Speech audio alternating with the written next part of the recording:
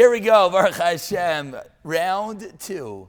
We welcome everyone back, and we thank you all for taking the time in the middle of a busy work day as we switch schedules at times to make it happen, to learn a little bit about tefillah. We're talking about Rina, praising and thanking Hashem. And there's one line where Shimshon Pincus begins today with a line. This is the 10th part of Rina, page Samach Aleph in the Hebrew edition. And Shimshon Pincus says the following: Ha'atzvos, sadness, mida meguna hi me'oid, is a terrible, is a detestable, is a disgusting character trait. And the truth is, we should spend the next 5 minutes repeating that again and again and again. Sadness is a horrible thing.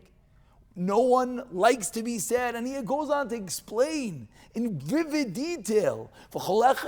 Everyone knows, and we could feel this. How difficult is it to endure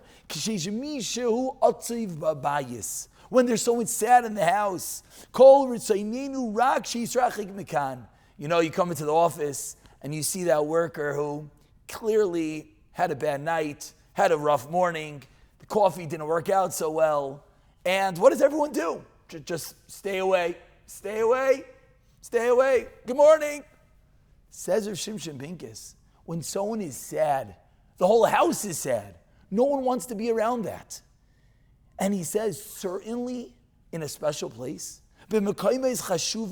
like in front of a king. Can you imagine? You're sitting there in the White House and you're just like all grumpy. What are you doing here? Certainly in front of a king. Certainly in front of the King of Kings.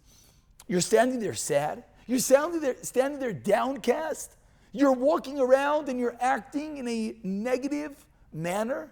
There's no place for that. It's gross. It's miguna. It's disgusting. And of course, what's the opposite? And this just hones in and brings out the detail that in such a place, when we're standing in front of the king, when we come to daven, how should we act? How should we feel? What's this rina? What's this joy? We're sitting and we're singing and we're thanking again and again, Psukei Zimra and Az Yashir. What are we doing?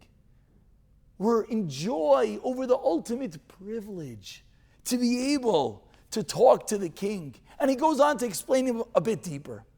And he says, it's a bracha, we say at Chasna, Simcha b'ma'inai, that in Shamayim, there's always joy.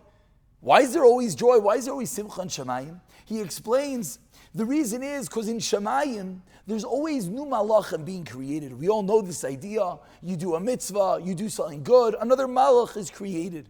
And we all know that when you have something new, it's refreshing. It's simcha, brings joy. The first time you got the car, got even the biggest millionaire in the world, for the first moment, that first his chadshus brings with it simcha, brings with it refreshing and joy. So in Shamayim, simcha b'ma'inai, whose abode, whose simcha is b'ma'inai. Why? Because there's always new things happening every single moment. And he goes on to explain that perhaps amongst mere mortals, that the more you hang out with someone, the closer you become, and perhaps the joy diminishes because you get used to it. But if one would hang out with a king, we hope that the joy wouldn't diminish. The opposite. The more you get to know the king, the more you get to the inner chambers, the happier one becomes. Says Shimshon Pincus. The more we get to quote unquote hang out with Hashem, the more that we dive in, the more that we talk, the more that we praise, it should be, even though it's not newness every moment, but it should bring more and more joy. Because we're getting to know the greatest entity closer and closer. And he concludes, and we'll conclude today with a very deep idea. Because he says in reality, tefillah is something that is new every moment. Why is tefillah new every moment? The mincha I just davened was different than the mincha I'll daven tomorrow? Is different than the shachris I davened this morning? The answer is yes. Says Rav Shimshon Pincus, quoting a Nefesh HaChaim that we don't have time to elaborate on right now, that every word of tefillah is a new creation.